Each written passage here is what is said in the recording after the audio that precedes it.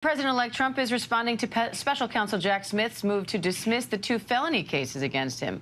Justice Department policy prohibits prosecuting sitting presidents, so with Trump's re-election, the cases must be dropped. Now Trump is calling the cases empty and lawless, saying they should never have been brought. Florida State Attorney Dave Ehrenberg joins me now for more on that. Dave, thank you for coming in.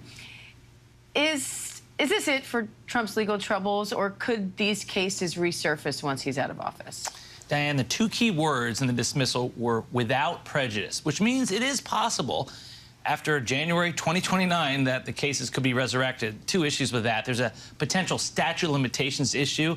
It'd be up to the courts to see if the statute of limitations would be postponed while the matter is delayed. And secondly, it's always possible that Trump could try to self-pardon. We've never been down that road before, but this very conservative Supreme Court has shown that they've got Trump's back. Now, you've worked with former Florida Attorney General Pam Bondi, who is now Trump's pick for U.S. Attorney General after Matt Gaetz withdrew. What can you tell us about her, and what did you think of that nomination? I ran against her in 2010 for Attorney General. She won, I lost, and then she hired me as her drug czar.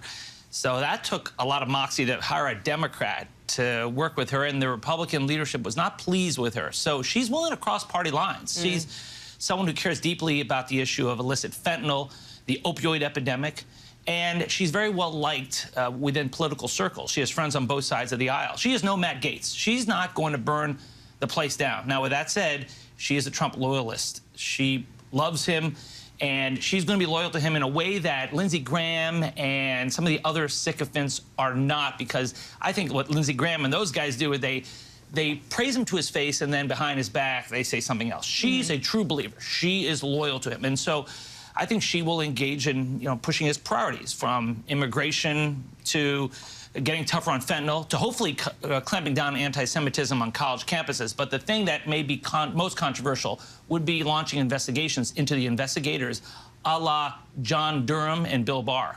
So I want to ask you about that, too, because he said he would fire Jack Smith on day 1. Jack Smith, the special counsel, has already said that he's going to step down before Trump gets into office. But do you think prosecutors with the special counsel should worry about retribution? I would hope not, because as a fellow prosecutor, these prosecutors like Jack Smith were just following the evidence and the law. Now, will there be investigations? Yes. John Durham showed that they can do that. As long as it's tethered to the evidence, I think it will be okay. I'm not as concerned under Pam Bondi's stewardship as I would be under Matt Gaetz, whose whole intent was to walk out Trump's enemies in handcuffs. Pam Bondi will have the investigations, I believe, but they will always be tethered to the evidence and the law. All right. Democratic Florida State Attorney David Ehrenberg. David, thank you. Thanks for having me.